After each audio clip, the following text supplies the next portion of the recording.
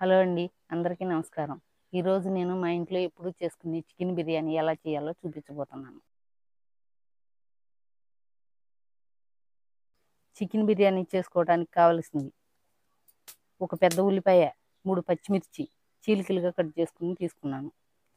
అలాగే 2 బిర్యానీ ఆకులు, దాల్చిన చెక్క, కొద్దిగా జాపత్రి, అనాస పువ్వు, 7-8 లవంగాలు, 4 యాలక్కాయలు, 2 చెంచాల అల్లం వెల్లుల్లి పేస్టు, 100 గ్రాముల పెరుగు, 1 నిమ్మ చెక్క. 1/2 కేజీ చికెన్ శుభ్రంగా కడిగి తీసుకున్నాను.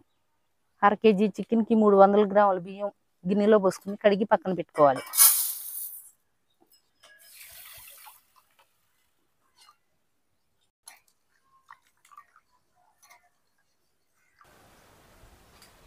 ముందుగా పొయ్యి పైన దాకా పెట్టుకుని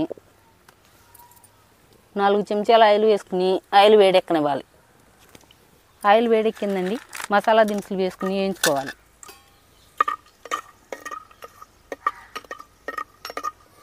మసాలా దినుసులు వేగాక ఉల్లిపాయ, పచ్చిమిర్చి ముక్కలు కూడా వేసుకుని వేయించుకోవాలి.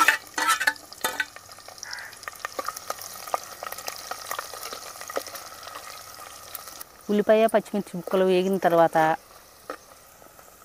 అల్లం వెల్లుల్లి పేస్ట్ వేసి వేయించుకోవాలి. అల్లం వెల్లుల్లి పేస్ట్ పచ్చివాసన పోయే వరకు వేయించుకోవాలండి. అల్లం వెల్లుల్లి పేస్ట్ వేగిపోయిందండి. ఇప్పుడు ఇందులో చికెన్ వేసుకుని 1/2 చెంచా పసుపు, రుచికి సరిపడా ఉప్పు ఇందులో వేసుకుని నిమ్మ చెక్క పిండుకోవాలి.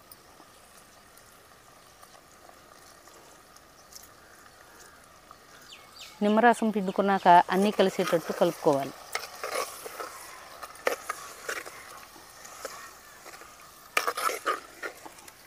ఇలా కలుపుకున్నాక దాకపైన మూత పెట్టి చికెన్ని ఉడికించుకోవాలి.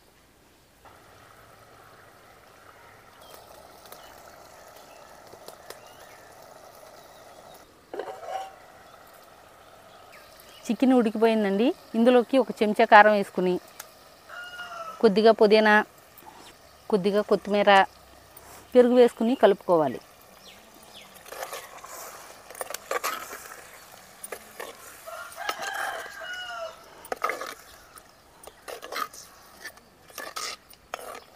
ఇలా కలుపుకున్న తర్వాత బియ్యం వేసుకుని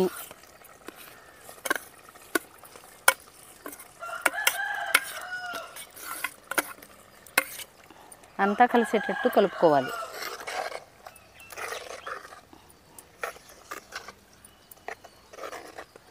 ఇలా కలుపుకుని నేను గ్లాస్ బియ్యం తీసుకున్నానండి. గ్లాసున్నర వేడి నీళ్ళు పోసుకోవాలి.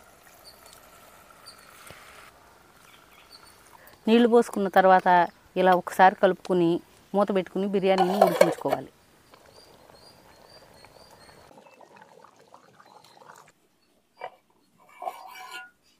బిర్యానీ 90% ఉడికిందండి. ఇప్పుడు ఇందులో 2 చెంచాలు నెయ్యి వేసుకుని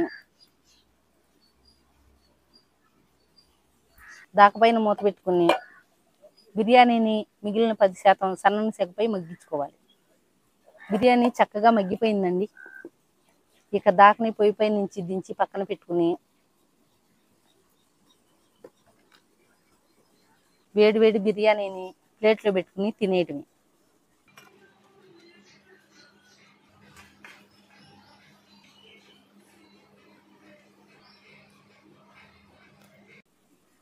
మా ఇంట్లో చికెన్ బిర్యానీ నేను ఎప్పుడు ఇలానే చేస్తానండి. నచ్చితే మీరు కూడా చేసుకోండి.